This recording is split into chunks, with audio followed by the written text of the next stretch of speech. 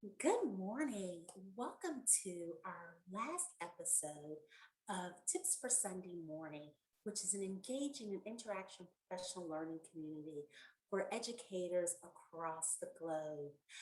We're really excited about this last episode because it's based off of growth mindset and student self reflection. And I really wanted to end with this as we end the academic school year, as we've really had some paradigm shifts and how we deliver instruction throughout the world. I just really wanted to focus on how to engage students, how to bridge mindsets, and how to really grow our students and reflect on their own thinking. And so, what better way to end the academic year than to talk about growth mindset? And hopefully, teachers will come back next year energized and really help students to maximize their full potential. And remember, as we've discussed in our other tips for Sunday morning, just about this professional learning community that we're trying to build throughout this academic year and really push for next academic year is having a space where we can share current trends in education, share activities and lessons for today in our blended learning classrooms, and just really have teachers. I really want teachers to share with me some of your thoughts and strategies that have worked well for you in your blended learning classrooms or some current trends that you're seeing in education, and to really make this a space for an interactive learning of educators. So look forward for next academic year as we really move into truly building a professional learning community throughout the GCC region and throughout the globe. So let's just talk about growth mindset. And I want everyone just to think about this quote here from Dweck, who is the founder of just this theory, this learning theory of growth mindset. And I want you to see how this quote may resonate with you. So, in a growth mindset, people believe that their most basic abilities can be developed through dedication and hard work. Brains and talents are just the starting point. I love this. And this view creates a love of learning and resilience that is essential for great accomplishment. So, this is the thought behind growth mindset. And so, what truly it is this a learning theory that was developed by Carol Dweck. And it's a belief that although born with a certain level of intelligence, we can develop it throughout our lives. And there's some three areas that we can continue to develop our intelligence through effort, through strategies that we're taught. So this is where teachers come in, through facing challenges. So having that space for students to face challenges and from learning from our mistakes. So these are the core four paradigms and what this mindset, the growth mindset is built on in this learning theory, how it was developed. And so from this research, there was this truly belief that either people can have a fixed mindset or they can have a growth mindset. And as we move into our next academic school year, I really hope that schools focus on how can they build this space where students have a true growth mindset and your culture and your building it resonates in these strong core beliefs. So let's just talk about some of the differences. So when we look at skills, if you have a fixed mindset, you truly believe that it's something that you're born with. Skills are something that you're born with. They're fixed. So your skills are your skills. Your intelligence is your intelligence. But if you have a growth mindset, you truly believe that as a result of hard work, that these skills can always improve, so that you always can improve your skills through hard work, through diligence, self-resilience, that skills can always improve. And the other strand is looking at challenges. So, with a fixed mindset, you believe that challenges are something that you should avoid. You tend to give up easily. You're afraid to seek new challenges. So, classrooms are set up where challenges aren't expected, okay? Because they avoid those challenges. But using a growth mindset and having that space of true learning, challenges should be embraced. That culture in the classroom where students should embrace challenges, and there's those always those opportunities to grow and to learn, to seek new opportunities through challenges. So that's that feeling of having that growth mindset. And let's talk about efforts with a fixed mindset. Effort is unnecessary. It's something you do when you feel you're not good enough, okay? But with a true growth mindset, effort is essential. It's the catalyst for learning and learning new things is through your effort and the time that you put into new challenges, what we just spoke about. And effort is a path to mastery. It's how students will grow and to learn new skills through the effort that they put in. And feedback is another component of this. So fixed mindset, feedback, people tend to become defensive when they have feedback or when they receive criticism and they take it personal through a fixed mindset. And even as a space of adults, think about the difference between when you receive feedback and having a fixed mindset or truly having a growth mindset and you embrace feedback. You use it as useful information, is how you learn and how you become better. You identify ways to improve. So just think about as an adult how you use that in your own career and you want to shift into a growth mindset. Think about how powerful that is for the students that you teach, that you have a space, an environment, classroom environment where feedback is essential, it's necessary, and that students perceive it as a way to learn and they understand how to grow from receiving feedback. And let's talk about setbacks, okay? So with setbacks, when you have a fixed mindset, you're easily discouraged when there's a setback. You blame others, you don't know how to deal with your setbacks.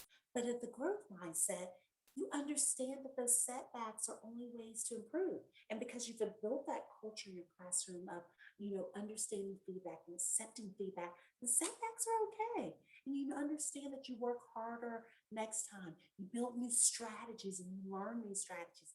And as teachers, you teach that space of how students can build those schemas and learn how to create new strategies when they're faced with setbacks so that they only can improve and work harder. So you think about the effort that you put in, we talked about those challenges that you can overcome. Okay, and understanding feedback and how you can use those to change and instruction you can use in feedback and through your curriculum, think about ways and then to better help to deal with setbacks and learn from your mistakes. And so some classroom strategies that I will implore teachers to use would be to have students to self-reflect, to think about their own learning, creating those spaces. And I even encourage teachers as early as kindergarten. I'm going to show you a video that I ultimately love that encouraging students to be able to self-reflect and to use strategies like their own checklists and rubrics, and even to have group or peer reviews. And so again, creating that culture in your classroom where it's okay to give feedback, for you to even self-assess yourself. You can start that with early learners so that students have these skills to build throughout as they matriculate through high school. And then have explicit instruction on abstract ideas and concepts. So if you're in the growth mindset, you have this understanding of these abstract ideas and concepts, building critical thinking. When we stay fixed, we tend to stay away from critical thinking or these abstract ideas. We don't question, we don't have dialogue in our classroom. But with the growth mindset, we're open to these abstract ideas. We question, we have dialogue, we have inquiry-based learning in our classroom where students are able to think. And then if you move back, they self-reflect about what they're thinking about.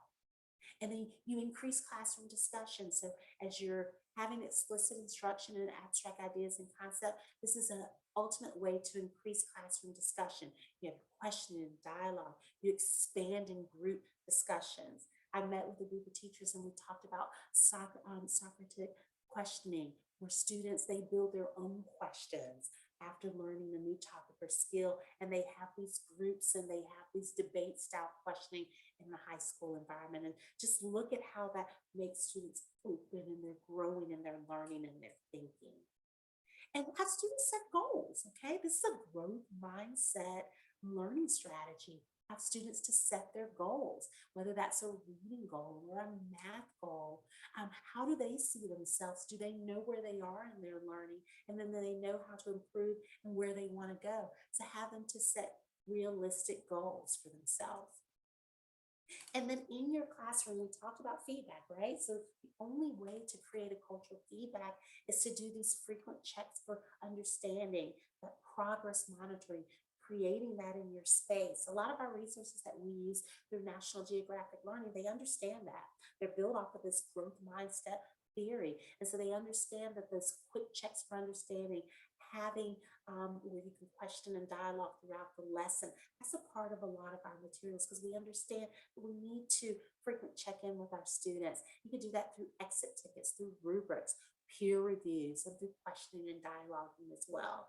So that helps with setting that culture of, students understand how to deal with those setbacks because they understand how frequent monitoring and you have those frequent checks for understanding. And we had a tip for a Sunday morning early on about doing those quick checks for understanding throughout lessons. And then social skills activities. And, when I say social skills, often teachers think, only these social skills in the early years, kindergarten and, first grade, and for international schools, that's early years.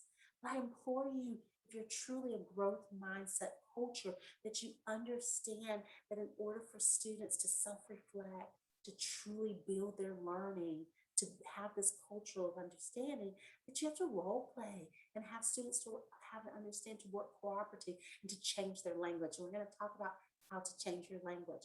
I remember when I was in school, math was not always my favorite subject. And so I had this fixed mindset. Don't like math and I'm not going to be as good as math. And if I only had learned to change my language and move away from that I'm not good at math, and to understand how to have a more growth mindset, the skills that I would have learned, I would have been more open to it. And building my understanding of some of those skills didn't come as easy to me, but how I could have put in more effort to it just by changing my language.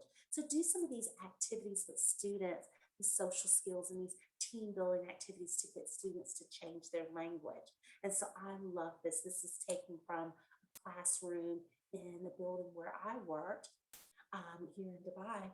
And this is just how this mindset matters and thinking of how you could change. And so for me, growing up in math, if I didn't just always say I can't do it, to I'm on the right track. Okay. Or I made a mistake, and moving the language into mistakes help me learn. And so just look at all of these little textures on how you can move language for students. This is too hard this may take some effort, but I'll get better. Okay. So changing the language. And I love these. And so just look at these different languages and how you move the language from a fixed mindset into the growth mindset. So I love this first one. Not everyone is good at math. This one was mine. Just do your best. And as teachers, we tend to say that. Is that fixing the problem by just saying, just do your best? Let's move into a growth mindset and let's see how we can change our language. When you learn how to do a new kind of problem, it grows your math brain. Look at how we just moved that. When you learn how to do a new kind of problem, it grows your math run. So we're not allowing students to just stick in that everyone's not good at it. Just do your best. We're giving them ways to grow, to learn a new problem, to keep them to continue to grow and put in more effort. And so just look at some of these and how they change that language and how to encourage your students. Okay. And I stay with math because these are some I wish the teacher would have changed my language. Okay. So moving that's okay. Maybe math is not one of your strengths. Two, if you catch yourself saying, I'm not a math person, just add the word yet at the end of the sentence. I'm not a math person yet, but I'll get there. Okay. And here's some more. And you just see on how all of these, it really changes. Okay. And so the point isn't to get it all right away. The point is to grow your understanding step by step. So having students to, again, be able to set those setbacks, but understand that they'll continue to grow as they put in more effort, as you give them more skills and strategies to use, and how they'll continue to grow in their understanding. So what I want to do is just take a video, show you a video of how this looks in a classroom using and changing your language. And I love this because this just talks about some of that social skill development, self-reflection for students. What would you guys say to teachers if they're not getting high quality work? Could they learn something from this? And what would you say to them that they could do differently in their classrooms? This is a story called Austin's Butterfly. And it's a true story about a first grade boy, and his name is Austin, and he goes to school, or used to go to school, in a town called Boise, Idaho. And in his class in Boise, Idaho, they were studying butterflies, and he had to do a project. His job in first grade was to draw a butterfly, and this is the butterfly that he picked. Austin had to use this photograph as his model, and he had to draw an accurate scientific drawing of this butterfly. This is called a tiger swallowtail. I knew it! Can you tell, Toby, why it's called tiger? Because it kind of has the stripes of the tiger right there. Good. So here was Austin's job. He was supposed to do a scientific drawing of that butterfly. But remember, Austin was only in first grade. And you know what he did? He forgot to look like a scientist carefully. He got his paper and he just started to draw the image of a butterfly that he had in his head. And he wasn't looking like a scientist, and so this is what he drew. Whoa. It's not bad, and it is a butterfly, but does it look exactly like this? No, it doesn't yet. It doesn't look exactly like this yet. And so they didn't look at this and say, good, Austin, you're done. They said, Austin, good start. Now we can start giving you critique so you can do a second draft and make it better, and a third draft and make it better, and you can make it much, much closer to this. And he was ready to go. All of the first graders in his critique group sat on the floor like you guys are, and they decided to split their advice into two kinds. First, just the shape of the wings. And then when the shape was right, they'd give him advice about the pattern inside the wings. Alia, what would you say? You can make it much pointier. Good. These wings could be much pointier. Who else would add something? Atak, what would you say? How about the angle? Because, not to be mean about Yes. the angle, it's just not exact, so... Okay, so show me. Come on up here, Atak. Show me what you would ask him to do slightly differently. like, to make it a little longer, Longer where? Draw where you would do it. right there. Okay, so pull this out longer. Yeah. That's very specific, Atak. Thank you. Jamila, what would you say? It's like triangle. Good. Jamila, I love that. So you're saying more like a triangle shape. And I agree. Well, you know what? Those first graders came up with most of those same ideas. And you know what Austin said? He said, okay, I'll go try. And he went back to his seat and he drew this. Wow. Does this look more like a triangle? Yeah. Yeah. Did he go out further, like Atak was suggesting? Yes. Yeah. Did he add some jaggedness here, Yes. like Cindy? Did he get rid of that bottom thing? Yes. So he did listen to his friends, and he made it better. It's not perfect. Toby, what would you say? I'd say don't put those little tail things so pointed in. I'd say put them more pointed down. Good. Okay, Ethan, what would you say? I think you should make the wings like this, not like this. Okay, he listened to his friends, and they said, this is really a lot better, Austin. That second draft really is better. Maybe you can make a third one. Good. Maybe he could make a third draft. And so he did this draft. That's his third draft.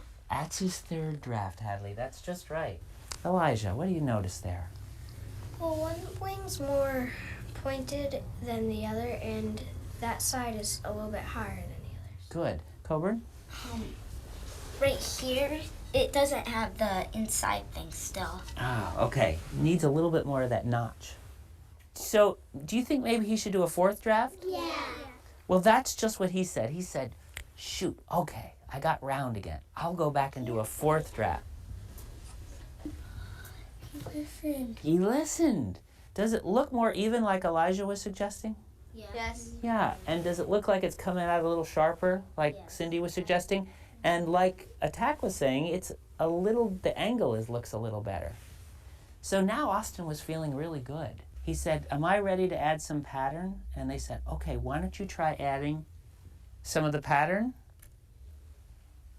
And he did.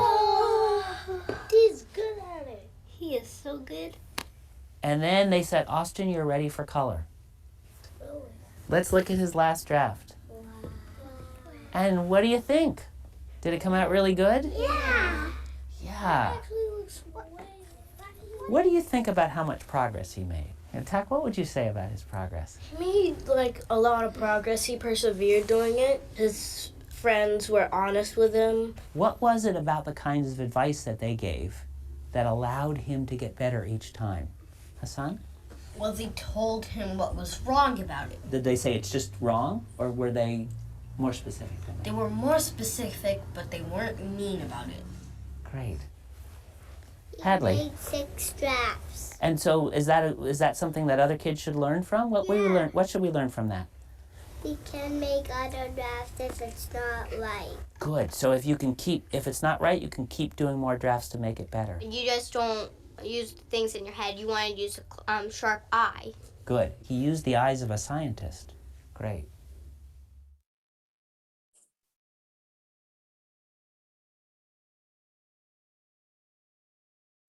So I really just love this video when you talk about growth mindset and creating that classroom culture. You know, as I'm watching the video, I think about the classroom culture that you see here, and it's definitely a culture that's embedded in the learning theory of growth mindset. But some things that came to my mind as I'm watching the video, and some things that resonated with me when I think about this video, you know, setting students up where they're able to deal with the challenge, okay? So those are one of the aspects of growth mindset that I shared with you earlier. You see them in the video that Austin, he was able to deal with this challenge, okay? He was able to accept the feedback, and he was able to have this growth mindset where if I keep trying harder, if I continue to try, then I can get better at something that I may not be good at. And he was able to do it, and creating that focus where feedback, where students are able to dialogue with each other. They're able to give their peers feedback as well. And the strategies that are in place. And so I love that, you know, they said think like a scientist. What would a scientist do? So having those spaces where you have students to think like scientists, that inquiry-based learning, think abstractly to come to a better understanding for new challenges, and perseverance. One of the students said perseverance, which when I think about these social skills and skills that you want and character development that you want your students to have, especially if you're building that culture of growth mindset, perseverance comes to mind. And, you know, I think about over this last 16 months and the challenges that either teachers have had. And some of us, we have gone back to a fixed mindset, you know, the challenges, I can't do this, I can't teach online. How do I keep my students engaged? And we've had to shift our thinking and move into the growth mindset. How can I? You know, how can I persevere? How can I make changes?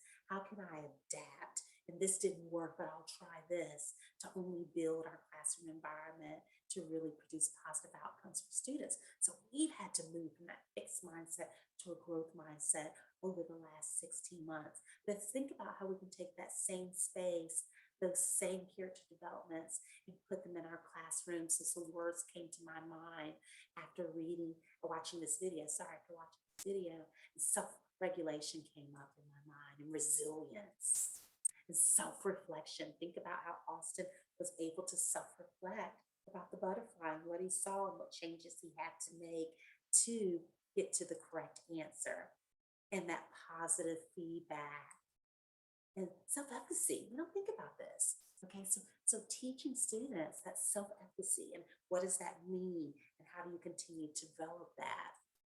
And self-esteem, so building these positive characters. So, you know, I want us to walk away as we're ending this academic year. You know, I've heard teachers around the region who said it's been a difficult year. Think about these. How have students been able to self-regulate? How have you created that space? You know, well-being, we often forget to talk about. How have students been resilient? How have you been resilient? Okay, and how have you had students to self-reflect? You know, as you're closing out the academic year, do students self-reflect about their experiences and experiences that they're hoping for next year? Okay, and building self-esteem and self-efficacy. And so creating this positive school culture and classroom environment. We're wanting students to learn. And when I think about working with English as second language learners, which most of us do, you know, students struggle often with some of the materials that we're putting in place with them. So creating a positive school culture and classroom environment, thinking about student well-being is so important if we want to create this culture of growth mindset in our classroom and have students to understand how to accept some of their setbacks, and to be able to create a space for challenges and accept feedback. So thinking about the type of praise that we give, okay? What do we do? Do we praise their effort? Do we praise individual development? We encourage our students to ask for or act on feedback. So think about those as you think about your classroom environment. And then what are your levels of expectations? Okay, so growth mindsets. Remember, you're moving away from thinking, the skills are just there, intelligence can't be changed. And you're setting expectations high in your classroom. You're setting the bar high because you've created this positive culture in your environment. And you understand that challenging but realistic expectations of student performance and communicating this to your student. And you do this from day one. That's why setting those goals, the strategies I talked about in the beginning are so important. Have students at the beginning of the year to set their own goals. And those positive group norms, so creating a classroom culture that values learning, education, and development. What does it mean to value learning, value your own learning, to value your own successes? And then helpful self-talk. So those self-talk, creating those social skill spaces where students have helpful self-talk, okay? Manage how their language, change their language, which is the word I used earlier. So how do they change their learning so that you're moving their language into this growth mindset? And so I just really wanted us to end on a positive note. Think about how we can change our classroom environment, creating the space of a growth mindset, of resilience. Many of our strategies and our resources are building this global thinking and self-resilience. And think about how you can create those spaces for next year.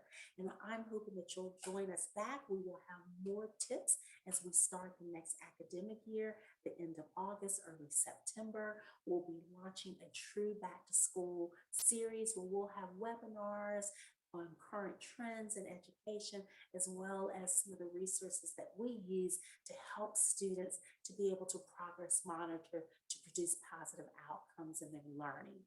So thank you. It's been a wonderful academic school year. I hope that everyone enjoys their holiday and time off. We'll be ready to come back for the 2021-2022 academic school year.